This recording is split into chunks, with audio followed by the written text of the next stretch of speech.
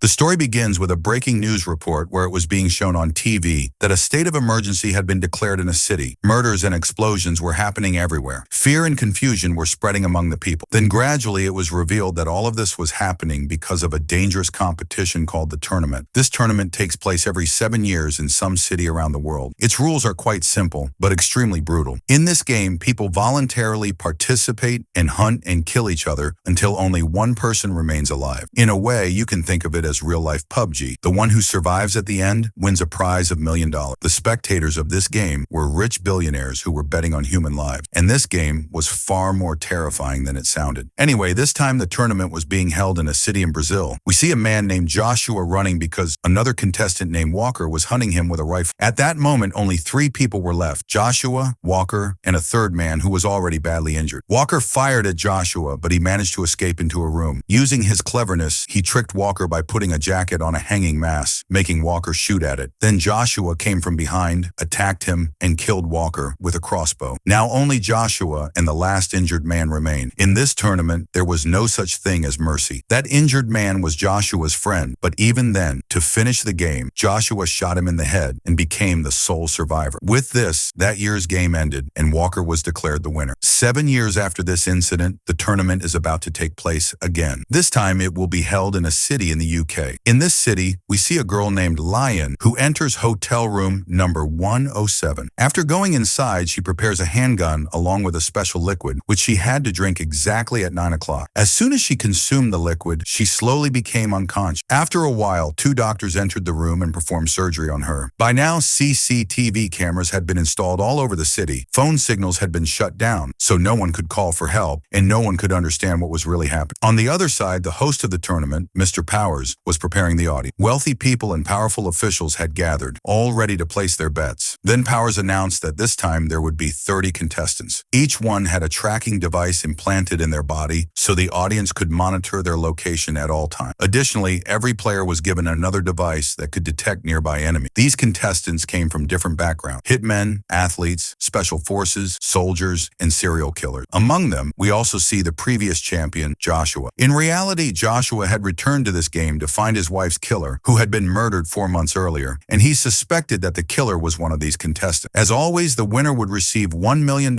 along with the title of the world's most dangerous killer. However, this time Powers added another rule. The tournament would last only 24 hours. If the time ran out and more than one person remained alive, all their tracking devices would explode, killing every contestant on the spot. Meanwhile, Lion regained consciousness in her hotel room. She picked up her weapon and placed it on the table, then checked the enemy tracking device. But then her attention went to the stitches on her stomach, which clearly meant that a tracker had already been implanted inside her. After a while, someone knocked on the door. A voice from outside claimed to be hotel staff, but Lion immediately realized it was a trap. In reality, a contestant named Steve was standing outside. Lion calmly attached a silencer to her gun and opened the door. Strangely, the hallway was completely empty, but as soon as she lowered her gun slightly, Steve suddenly appeared and attacked her. At that moment, a fierce fight broke out between the two. Steve was physically stronger, but Lion's fighting skills were faster and more controlled. With great difficulty, she freed herself from his chokehold and broke his fingers, which drove Steve into a rage. Then Lion overpowered him and ended the fight by shooting him directly in the head. With this, she became the first killer of the tournament. Now the focus of the CCTV cameras shifted to another contestant, Anton, who used to be an athlete. Taking a huge risk, he removed the tracking device from his own body and placed it inside a coffee pot at a small cafe. He kept watching carefully. A waitress took that coffee and eventually poured it into a cup, which was unknowingly drunk by a priest named Joseph. Joseph had no idea, but he had now become the target of others in Anton's place.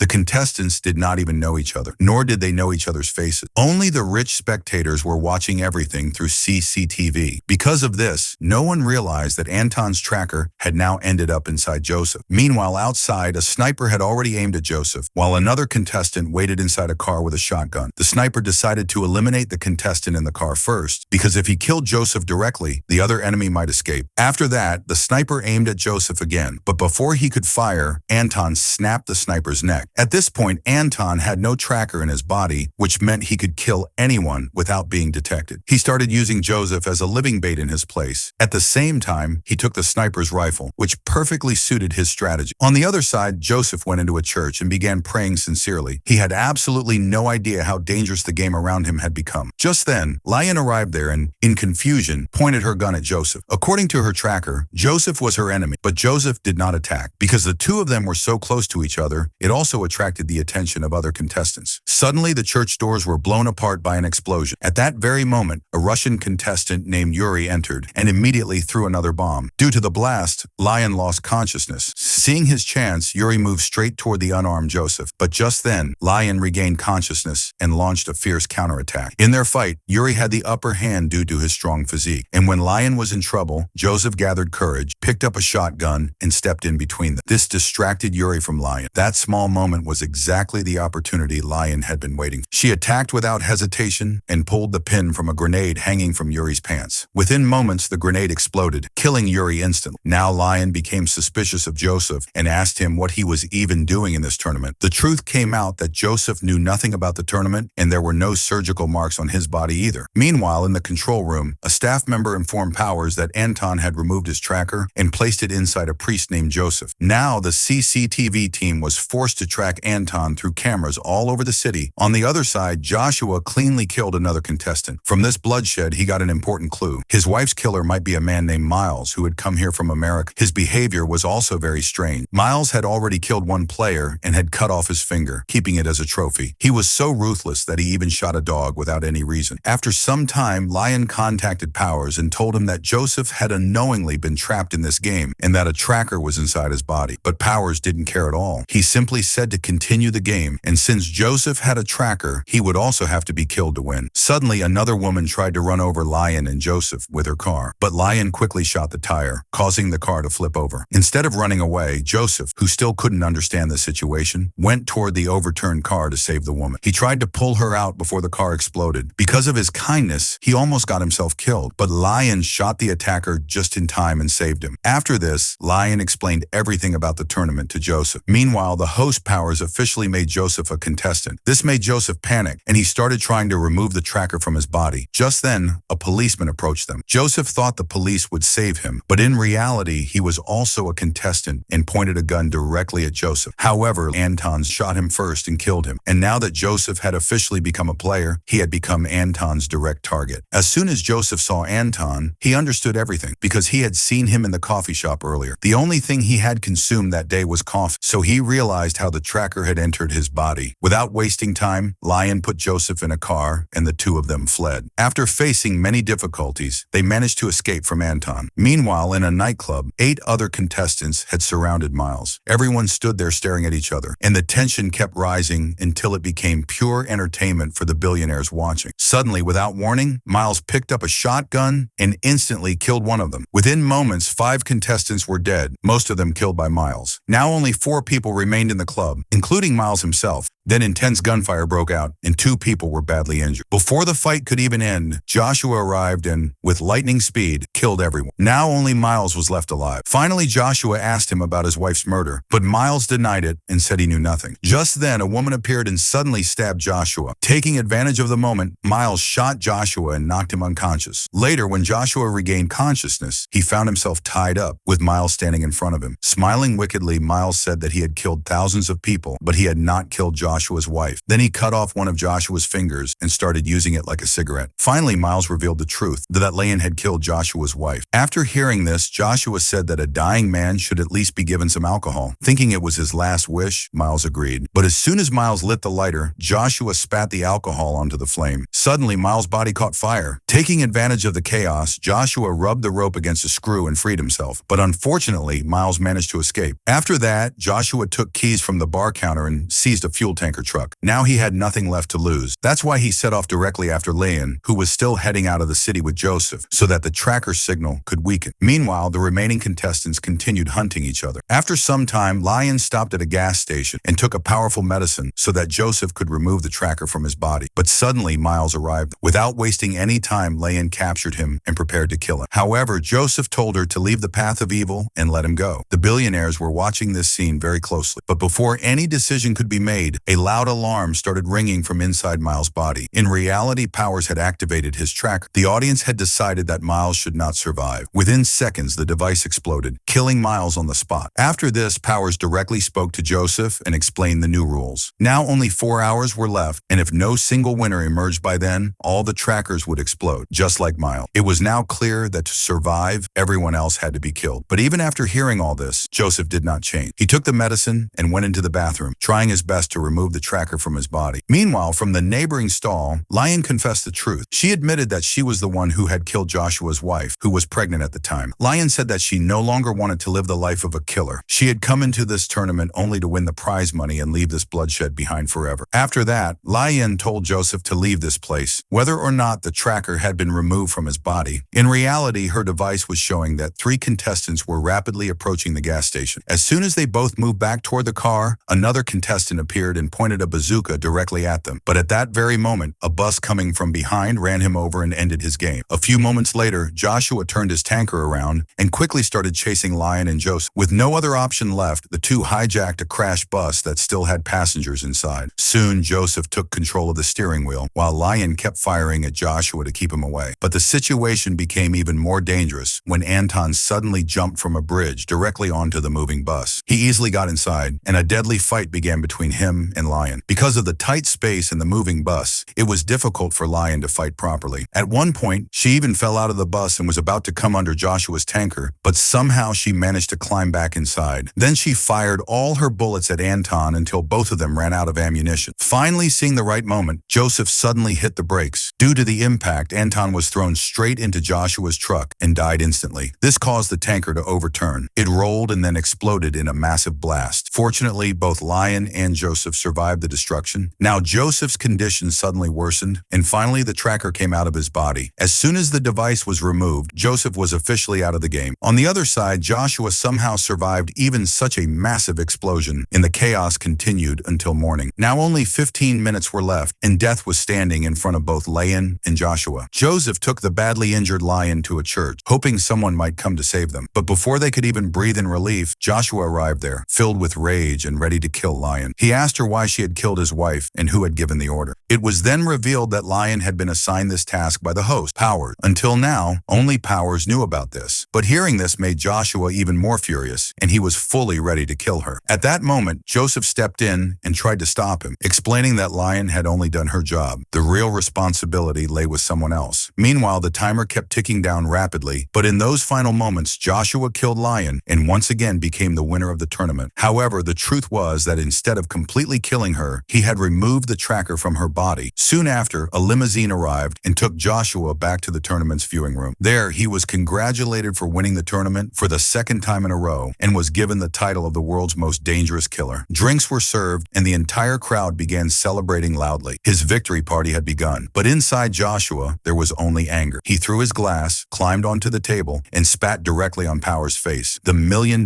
meant nothing to him. He only wanted answers. Finally, Powers revealed the truth. He had Joshua's wife killed purely for money because Joshua had refused to participate in the tournament again. If he hadn't returned, the sponsors would have backed out. That was why Powers had arranged her murder. Hearing this truth broke Joshua's patience. In anger, he grabbed Powers and forcefully shoved the tracker, removed from Lian's body, into his mouth. Immediately, the system activated. Now only 3 seconds were left on the timer, and at that very moment, both trackers exploded, killing both Joshua and Powers on the spot. And just like after every tournament, the truth never reached the outside world. The news was also controlled by the same rich and powerful people who watched this game. In the end, we see Joseph giving a speech in his church, and among the crowd sitting in front of him, Lian is also present. If you liked the video, don't forget to like it and subscribe to the channel. See you in the next video.